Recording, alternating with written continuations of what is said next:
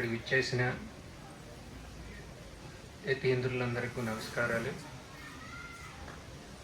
భక్తులందరికీ భూమానంద స్వామి ఆశీస్సులు. మాకు ఇలా మాట్లాడటానికి, మీ అందరికీ వినటానికి అవకాశం కల్పించిన సత్సంగ్ ప్రియులు శ్రీనివాస్ గారికి అభినందనలు.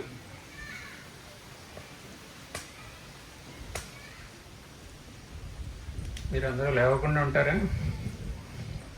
కూర్చున్నాడు అందరూ.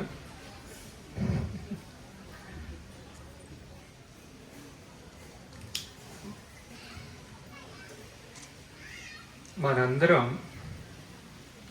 రకరకాల కార్యాలు చేపట్టాం. ఎందుకోసం ఇవన్నీ చేపట్టాం అని అడిగితే మీరేమంటారు? ఆనందం కోసం, శాంతి కోసం. మనం పసితనం నుంచి ఇలా రకరకాల విషయాలు వెనకాల పడుతూ శాంతి పొందుతాం అని ఆశించాం. మనకి ఆ శాంతి ఆనందం లభించిందా అని అడిగితే లభించినట్టే ఉంది, కానీ చేయి జారిపోయింది, మనతో ఉండట్లా అది. ఎందుకని? మనం విషయాల్ని మారుస్తూ వచ్చాం, కొత్త కొత్త విషయాలు. ఆ విషయాల రూపేణ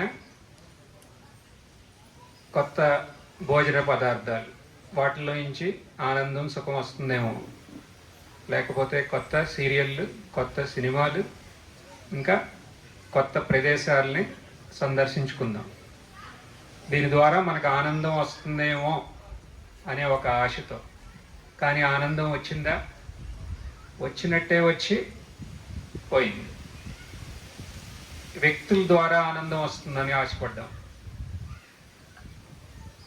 అవునా?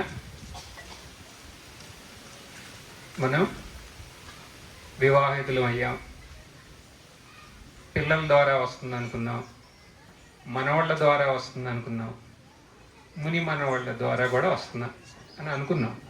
తప్పేం లేదు, వస్తుంది. కానీ వచ్చి మనతో ఉంటాందా? ఉండట్లా. మరి ఇప్పుడు ఏం చేయాలి అని అంటే, గురుదేవుల వారు వేదాలు, ఉపనిషత్తులు ఏమంటున్నాయి? ఉత్తిష్టత అని ఉంటుంది. ఉత్తిష్టత అంటే ఏంటి? మన లేవమంటున్నాయి. ఎక్కడి నుంచి లేవాలి? ఎక్కడి నుంచి అంటే, ఈ వస్తువుల్లో ఆనందం లభిస్తుందేమో, లభిస్తుంది అనే ఒక భ్రమ నుంచి లేవమంటున్నారు. ఎవరు? గురువులు. వేదాలు. వేదాలంటే గురువాక్యాలే. ఈ విషయాల్లో ఆనందం, ఎలాంటి ఆనందం? శాశ్వతమైన సుఖం, ఆనందం లభిస్తుంది అని మీరు అనుకుంటే అది ఒక భ్రమ. ఎందుకని? ఇప్పటి వరకు ఎవరికి లభించలే, ఇంకెవరికి లభించదు. దాన్ని ఏమంటాం? భ్రమ. ఆ భ్రమ నుంచి లెగవమంటున్నారు. ఉత్తిష్టత. అప్పుడు మీరు అడగచ్చు, లేదని మీరు ఎలా అంటారు? ఇప్పుడు మీకు ఒక పాత్రలో పాయసం ఇస్తాం, అది మీరు తిన్న తర్వాత మీకు ఆనందం ఉంటుందా, ఉండదా? ఉంటుంది. లేదని అంటుందా? కానీ అది మనతో నిలవటం లేదంటున్నాం, అంతే. అన్ని వస్తువుల్లో ఆనందం లభించవచ్చు, కానీ అది నిలవట్లా, శాశ్వతంగా లేదు. కాబట్టి అది భ్రమ అంటున్నాం. కానీ ఉంది కదా ఆనందం, ఉంది. మరి ఆ ఆనందం ఎక్కడి నుంచి వస్తుంది? వస్తువుల నుంచి రాకపోతే ఎక్కడి నుంచన్నా వస్తుంది కదా. అది ఆ క్షణికమైన ఆనందానికి కారణం ఏమిటి అంటే మనలోంచే వస్తుంది, అవునా కాదా? ఆనందం మనలోంచే ఉంది, లేకపోతే మనమే అదే ఉన్నాం. మనమే అదే అయి ఉన్నాం అనేది మనందరి అనుభవం కూడా.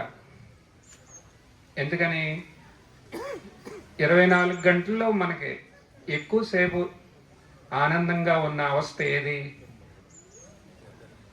సుషుప్తి, గాఢ నిద్ర. అవునా? గాఢ నిద్రలో మనం ఆనందంగా ఉన్నామా? గాఢ నిద్రలో వస్తువులు ఉన్నాయా? విషయాలు ఉన్నాయా? లేవు. కానీ ఆనందంగా ఉన్నాం. ఆ ఆనందం ఎక్కడి నుంచి వచ్చింది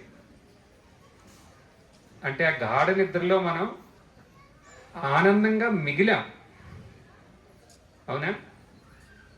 గాఢ నిద్రలో మనకి పరిమితి ఉందా? లేదు, అపరిమితి, అనంతంగా ఉన్నాం. ఆ అనంతతనే ఇంకొక పేరే భూమా. భూమా ఏవ సుఖం. భూమానంద భారతి స్వామీజీ అంటే ఏంటి? ఆయన ఆ స్వరూప స్థితిని స్పష్టంగా తెలుసుకున్నారు. తెలుసుకుంటే మనకేంటి లాభం? మన యొక్క అనంత స్వరూపంగా మనం మిగలగలుగుతాం. మీరు అనొచ్చు, సరేనండి సుషుప్తిలో ఉంది, మాకు జాగ్రత్తలో ఆ ఆనందాన్ని, ఎలాంటి ఆనందం? నిత్యంగా ఉండే ఆనందాన్ని పొందాలి. దానికి ఏం చేయాలి అని అంటే ఉపనిషత్తు అక్కడితో ఆగల. జాగ్రత్త అంటాను. ఉత్తిష్టత, జాగ్రత్త. జాగ్రత్త అంటే ఏంటి? ఈ ఆనందం మీలోనే ఉంది, మీ స్వరూపంగా ఉంది. దానికి అడ్డుగా ఉన్నది ఆ అజ్ఞానం. దాన్ని తొలగించండి అంటున్నారు. ఆ అజ్ఞానాన్ని తొలగిస్తే మీరు మీ స్వరూపాన్ని స్పష్టంగా గ్రహిస్తారు. అప్పుడు మీరు ఆనందంగా ఇక మిగులుతారు. ఉపనిషత్తు చెప్తాను, ఉత్తిష్టత, జాగ్రత్త. సరే, మేము ఇప్పుడు మీరు అన్నారనుకో, అంటారా? నేను రెడీగా ఉన్నాను ఈ ఆనందాన్ని పొందటానికి. మేమేం చేయాలి? ఉపనిషత్తుని అడుగుదాం. ఉపనిషత్తు ఏమంటుంది? ఉత్తిష్టత, జాగ్రత్త, ప్రాప్యవరాన్ నిబోధత. ప్రాప్యవరాన్. మీరు దీని గురించి తెలిసిన వాళ్ళ దగ్గరికి వెళ్ళండి. వాళ్ళ పేరే గురు. వెళ్ళి ఏం చేయాలి? వెళ్ళి నమస్కారం పెట్టుకుని భోజనం పెడితే తినేసి వెళ్ళిపోవటం కాదు. ఉపనిషత్తు అంటాను, నేను కాదు. ఏమంటాంది? నిబోధత. అక్కడికి వెళ్ళి వాళ్ళు చెప్పే 4 మాటలు వినండి అంటాను. వెళ్ళి కూర్చుంటే వాళ్ళు చెప్తారా? చెప్పరు కదా. మీ కోరిక ఏంటో చెప్పాలి. మీ కోరిక ఏంటో చెప్పమంటే మీరు ఎక్కడ లేని కోరికలు చెప్పకూడదు అక్కడ. మరి ఏం చెప్పాలి? నాలోనే ఆనందం ఉందని అంటున్నారండి. ఆ ఆనందాన్ని నేను ఎలా పొందాలి? అది చెప్పండి చాలు, ఇంక నాకేం వద్దు అని అన్న వాళ్ళకి వాళ్ళు చెప్తారు. అవునా? ప్రాప్యవరాన్ నిబోధత. వాళ్ళ సామీప్యాన్ని వృధాగా అలా వేస్ట్ చేయొద్దు. వాళ్ళు చెప్పే మాటలు విని మీ స్వరూపాన్ని మీరు ప్రాప్తించుకోండి అంట. ఇలా అంటే మీరు అడగచ్చు, ఇప్పుడు ఆశ్రమాల దగ్గరికి వెళ్ళి గురువు దగ్గరికి ఏదో ఇలా ఒక రోజు అంటే సంవత్సరానికి వెళ్తాం, కానీ రోజు ఎందుకండి వెళ్తాం? మా యూట్యూబ్లో ఉన్నాయిగా. అలాంటి సంశయం వచ్చే ఉంటుంది ఈ పాటికి. యూట్యూబ్ ఓపెన్ చేస్తే ఏ గురువు అన్నా మా ఇంటికి వచ్చేస్తాడు, మేము మాట్లాడినంతసేపు మాట్లాడతారు. యూట్యూబ్ చాలదా అనే సంశయం ఉందా? చాలదంటాను ఉపనిషత్తు. ఇక్కడ మనం మేల్కోవాలి. జాగ్రత్త అంటే మేల్కోవాలి. మనం ఈ అజ్ఞాన నిద్ర నుంచి మేల్కోవాలి. మేల్కోవాలంటే మనం మేల్కొల్పడానికి ఒకళ్ళు కావాలి. ఆయన పేరే గురు. మనం అదే అయి ఉన్నాం. ఇప్పుడు మన ముఖాన్ని మనం చూసుకుంటానికి మనకు అర్థం ఎలా సహాయం చేస్తుందో, అలాగే గురువు మన ముందుకు వచ్చి మన స్వరూపాన్ని మనకు తెలియజేయడానికి ఆయన అవసరం ఎంతైనా ఉంది. అంతేకాదు, ఉపనిషత్తు అంటుంది, క్షురస్య ధార నిశితా దురత్యయ దుర్గం పతస్తత్ కవయో వదంతి. క్షురస్య ధార. ఈ మార్గం ఎలాంటిది? ఒక పొదునైన కత్తి మీద నడుస్తున్నట్టంట. ఏం మార్గం? ఈ జ్ఞాన మార్గం.